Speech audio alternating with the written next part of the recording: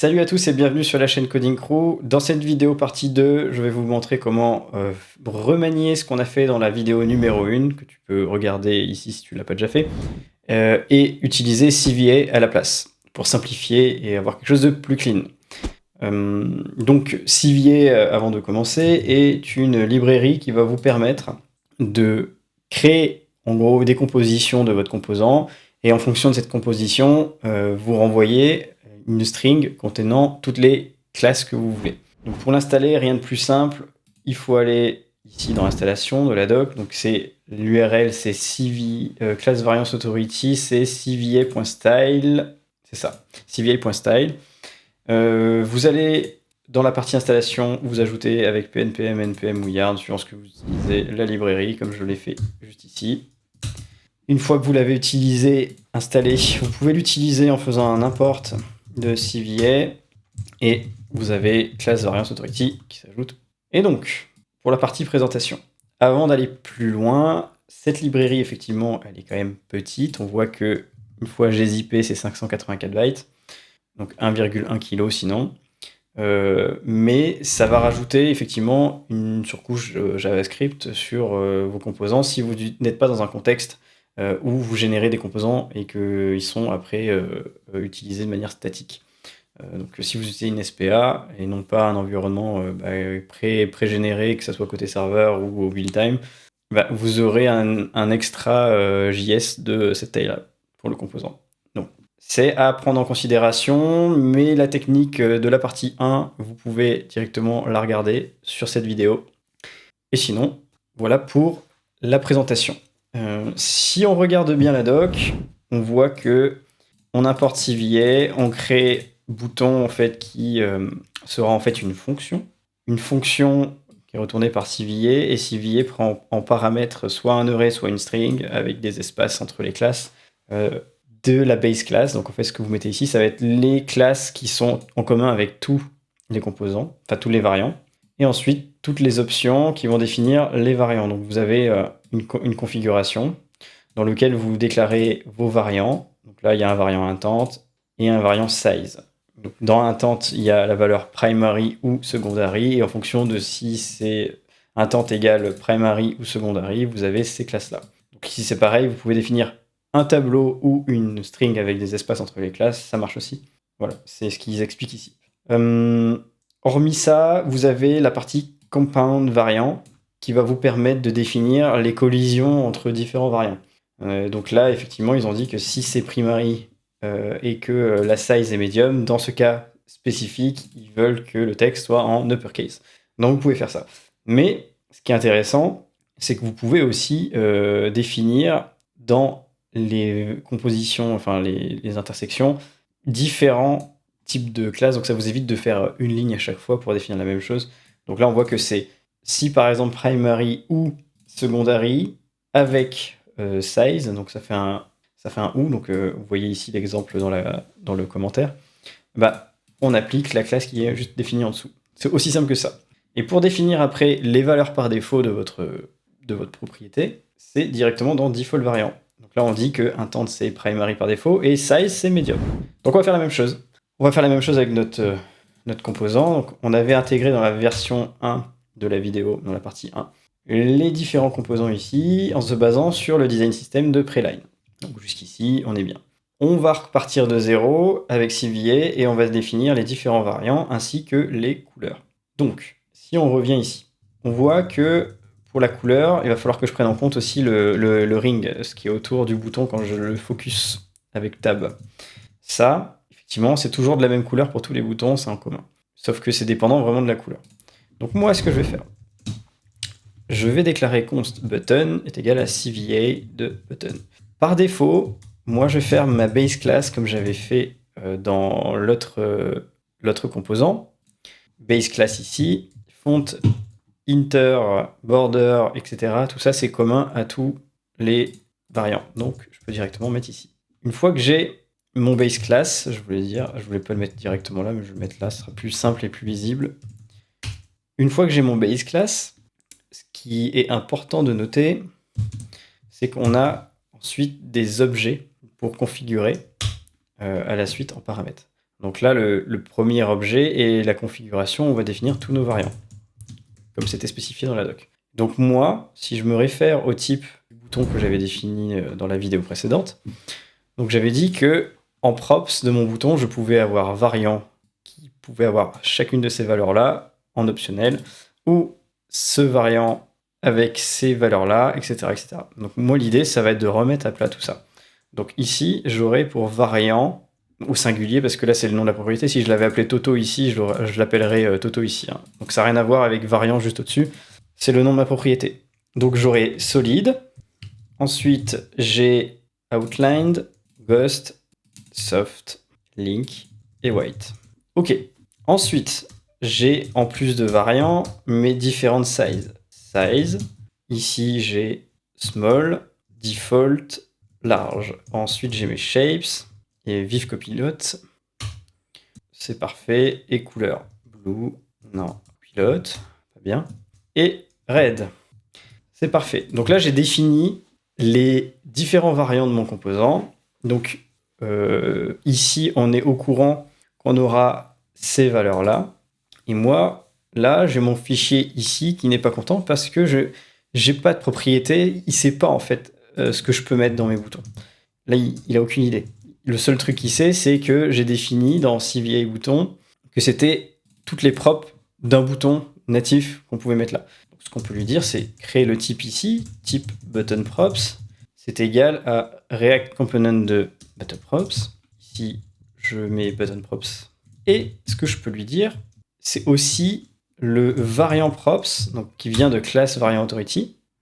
Donc même on peut l'importer de manière plus propre en disant que c'est un type ici et variant props qui prend type of de la fonction ici. Hop. Et donc là, ce que ça fait, c'est que je lui dis que je veux toutes les propriétés qu'un composant bouton, enfin tous les attributs qu'un composant bouton peut avoir, plus les spécificités des variants que j'ai définis ici. Donc ce qui nous évite d'avoir en fait à décrire ça de cette manière-là. En fait, c'est directement self-descriptive dans la fonction CVA. Et donc là, on voit qu'il ne se plaint plus des erreurs, donc c'est plutôt parfait, c'est ce qu'on voulait. Et donc là, si on regarde ici, par exemple, je tape variant, il va me proposer directement les bonnes valeurs. Il a inféré. Donc c'est parfait. Donc là, déjà, on a ce qu'on voulait.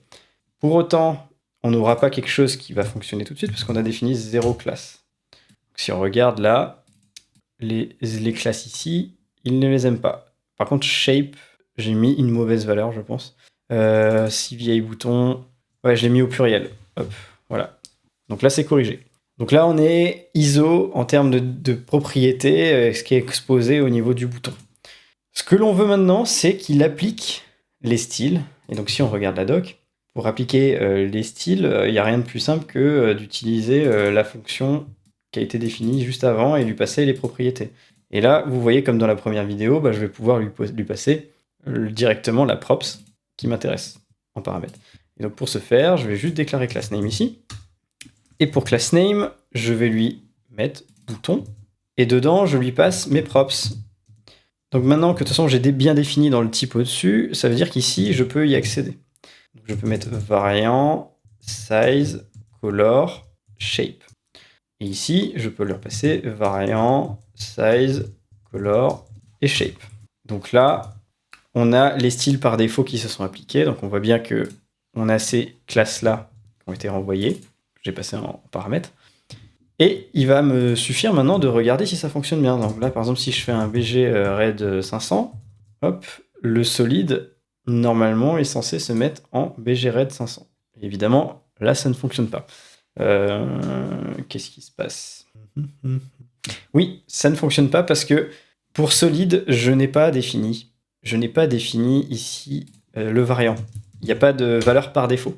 Donc là, si je mets solide, ça fonctionne. Donc en fait, là, on voit bien que je n'ai pas spécifié de valeur par défaut. Et donc il y a quelque chose qui est possible de faire avec directement la déclaration de son variant. C'est que au même niveau que variant, on peut faire default variant. Et pour chacune des propriétés ici, on peut dire, par exemple, variant, ça va être solide. Et là, on voit tous les boutons qui sont en solide par défaut auront la classe ici que j'aurais appliquée. Et donc, par exemple, si on refait exactement la même chose que dans l'exemple, donc on peut avoir les compound variants.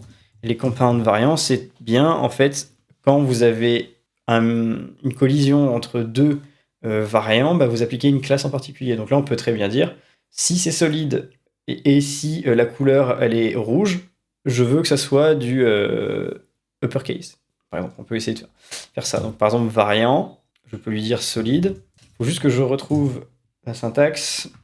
Oui, c'est un objet, et sauf que là, c'est un array qui est dedans normalement. Hop. Voilà. Et là, je peux faire variant, solide, et color, je vais mettre blue parce que c'est la valeur par défaut. La valeur par défaut, je ne l'ai pas définie d'ailleurs pour la color. Donc color, on va lui dire blue, size default, shape rounded. On a défini toutes nos valeurs par défaut. Ensuite, du coup, plutôt que de mettre red, ça va vous porter à confusion. Je mets blue ici, par exemple. Et bien, si on a une collision entre variant solide et variant color blue, je lui dis, j'applique la classe uppercase. Et vous voyez que uniquement les boutons qui sont concernés sont en uppercase. C'est plutôt pratique. Et ce qui est cool, c'est qu'on peut aussi lui dire, bah non, il n'y a pas que le variant solide, il y a le variant outlined. Donc je veux aussi que celui-là, là, il soit pris en compte. Et donc vous voyez que c'est super simple de faire des modifs et d'impacter juste les différents éléments qu'on veut. Et au moins, c'est très facile à lire. Donc là, bon, c'est pas ce que je veux faire en fait, donc on va supprimer ce compound variant. Hop, mais on y reviendra plus tard dessus. Donc là, ce qu'on veut lui dire, c'est maintenant, applique-moi les classes qui sont uniquement spécifiques à Solid et que je ne retrouverai nulle part ailleurs.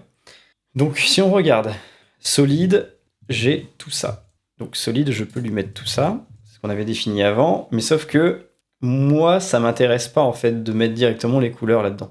Parce que si je dis par exemple la couleur par défaut c'est red, sachant qu'on n'a rien défini ici, bah, du coup j'ai quand même du bleu. Et ça, c'est pas ce qu'on veut. En gros, nous, ce qu'on veut lui dire ici, c'est tout ça là, on veut que ça parte. Sauf text white à la limite qui sera toujours blanc. Dans Solid, on sera toujours blanc, peu importe la couleur. Vous voyez, le texte sera toujours blanc pour Solid, donc il n'y a aucun intérêt de le mettre ailleurs. On va le mettre ici. Et donc là, moi, ce que je vais enlever, c'est BG Blue 500, Over Blue 600, et ça va être spécifique à ma couleur. Pareil pour Focus Ring 500. Donc voilà. Donc là, on voit qu'on n'a plus rien, à moins qu'on mette la couleur par défaut Blue, ce qu'on a défini. Donc, on voit bien que il va falloir faire un travail de tri dans les différents éléments qu'on avait déjà définis dans la précédente vidéo. Mais vous verrez, ça sera quand même beaucoup plus efficace. Donc, ce qu'on peut se dire, c'est que couleur, ce qui m'embête un peu, c'est que là, ça veut dire que dès qu'on met couleur bleue, même si c'est variant outline par défaut, bah, j'aurai toujours ces fonds bleus, etc. Donc en fait, on voit ici que ces valeurs-là, le fond bleu et over, j'ai un bleu un peu plus foncé, bah, en fait, c'est pas dans couleur que je vais devoir le mettre. Effectivement, le ring, il va jamais changer. Ça va dépendre juste de la couleur. Mais le reste, en fait, il faut que ça soit dans un compound variant. Donc typiquement, là, j'avais variant solide et couleur bleue. Ce que je veux, c'est classe comme ça. Je lui dis que ça, c'est des classes qui vont s'appliquer uniquement si je suis dans couleur bleue et que j'ai mon variant qui est solide. Et donc, ce qu'on va pouvoir faire aussi, c'est de définir la même chose pour outlined. Pour outline, par exemple, là, j'ai tout ça. Donc, je vais pouvoir le recoller ici. Donc là, on est content, sauf qu'on va faire la même chose. Focus ring bleu, bah, on n'en a plus besoin, on l'a déjà défini quand c'est la couleur bleue. Over text white, c'est spécifique au bouton. Et ensuite, ça, on va pouvoir l'enlever. Mais du coup, ce que je vais faire pour qu'on ait une meilleure visibilité, c'est d'abord de coller toutes les classes. Sinon, ça va être plus compliqué. Je vais montrer que du coup, la coloration, quand on surligne des éléments texte avec VS Code, est plutôt pratique pour ça. Et que je vous invite à utiliser un IDE qui fait ça, surtout dans ce genre de cas. C'est que vous allez plus simplement visualiser quelles sont les classes qui sont en commun. Et donc, par exemple, si je regarde pour outline, je vais surligner texte bleu. Je vois que texte bleu 500, il est en commun avec outline, ghost, soft et link. Si je regarde le border, il est que spécifique à Outlined. Donc à la limite, celui-là, je peux le laisser dans un compound variant où je dis Outlined Blue et ça sera Border Blue 500. Border Blue 500 et il reste Text Blue. Ici, si je regarde Text Blue, c'est pareil pour Linksoft Ghost Outline. Donc ce que je peux dire, c'est aussi, comme je vous ai montré tout à l'heure, Outline, Soft, Ghost et Link. C'est ça. Ils sont avec un Text Blue 500. Voilà. Link, Text Blue 500. Et donc là, je peux les enlever ici. Hop, avec le bon commande D. Une fois que j'ai ça, on commence à avoir quelque chose qui est ressemblant à ce qu'on avait dit. On va pouvoir rajouter aussi les différents variants plus simples en fait avant de continuer plus loin. Les variants qu'on avait définis, par exemple, ça c'était pour small, px2, py1, ensuite px3, py2, et là c'était px4 et py3. Et là on voit que déjà ça commence à prendre forme. Pour rounded c'était peeled rounded full, et ici c'était rounded MD, juste rounded tout court. Voilà, donc là on a quelque chose qui commence à ressembler à ce qu'on avait avant. Mais faut néanmoins finir d'enlever toutes les notions de couleur dans le variant ici. Donc tout ce qui est couleur ici, Overblue 500, il n'est pas en commun avec les autres. Donc ce que je peux lui dire ici, c'est juste variant blue et color, c'est variant outlined et color blue. Ça va appliquer mes classes spécifiques à la couleur bleue, qui est pas ça en fait, hop, j'ai mal copié-collé. Outline, ça va prendre ça. Donc là, on peut le mettre à droite parce que ça va devenir compliqué. C'est ça. Toutes les classes sont copiées. Et maintenant, on a les bons styles, mais pour la couleur bleue. Mais si on met autre chose que la couleur bleue, red, on voit qu'on n'a rien. Donc, si on vérifie, ici, on peut déjà faire focus ring teal. Et ici, red. Donc déjà, ça va fonctionner si on fait le changement pour vérifier. Red, j'ai bien mon ring qui fonctionne. Si je repasse en blue par défaut. Donc là, maintenant, va falloir que je regarde. Typiquement, les focus ring bleu, hop, j'en ai pas besoin ici. Et je regarde s'il y a encore des trucs en commun. Non. C'est vraiment quasiment qu'un seul élément à chaque fois. Mais du coup, je peux soit très bien enlever ce compound variant ici et pour Outline Soft Ghost Link rajouter à chaque fois Text Blue à la suite, mais je préfère autant le laisser comme ça. Et maintenant, on va gérer les couleurs. Et pour gérer les différentes couleurs, on peut directement faire comme ça et dire ici pour teal, ça va être ça. Mais là, je vois que par exemple, on a un background gray pour white. Donc white, on s'en fiche. On peut l'enlever. Hop, il n'est pas spécifique à notre couleur. Donc là, si je lui dis que je passe de blue à teal, ça fonctionne bien. Et donc, je repasse à blue. On va même faire red maintenant pour être sûr que ça fonctionne bien. Et red, je reprends ici et je colle. Et je prends tout ça. Et vous avez compris, de toute façon, on passe. Je me suis trompé dans le. Hop, voilà, red. Et là, on voit que ça fonctionne. En plus, on a bien le ring qui est red. Et là, ce qu'on voit maintenant, c'est que les classes, le class name, en fait, n'est pas utilisé. Donc, il existe bien dans la définition ici. Mais sauf que, effectivement, je l'ai bien utilisé ici. Donc, TypeScript ne se plaint pas parce qu'il existe vraiment le type. Par contre, je ne le réutilise pas. Il n'y a aucun moment où je prends class name ici et je le mets. L'avantage, donc je vous avais montré que j'utilisais CLSX, donc sur par exemple le premier bouton et le deuxième, qui me permet de faire des compositions de classes ici. Sauf que là, j'ai pas besoin de faire ça, puisque bouton de CVA prend en compte class name. Si on regarde la doc, additionnel class, on peut très bien lui dire qu'on passe class ou class name en props. Et donc, ce qui est bien, c'est que nous, class name, c'est ce qu'on utilise avec React. Et donc, du coup, je peux directement lui dire ici, class name. Ici, je regarde ce que ça fait ici. On voit bien que maintenant, il prend en compte mes classes. Et que si je vais dans mon composant ici, et que je lui fais class name, je vais vouloir que ce bouton ici se déplace bien, il fasse un margin sur sa droite, ça fonctionne. Donc là, vous avez un composant qui est défini avec Civier.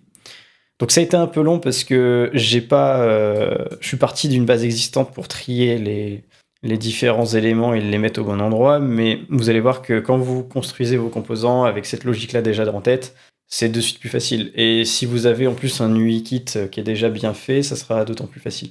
Donc là, j'étais obligé d'y aller un peu à tâtons. Mais on voit bien que là, j'ai tout ce qu'il me faut pour maintenant l'intégrer dans mon appli et avoir le résultat escompté. Donc voilà, je vous dis à bientôt pour la prochaine vidéo. Salut!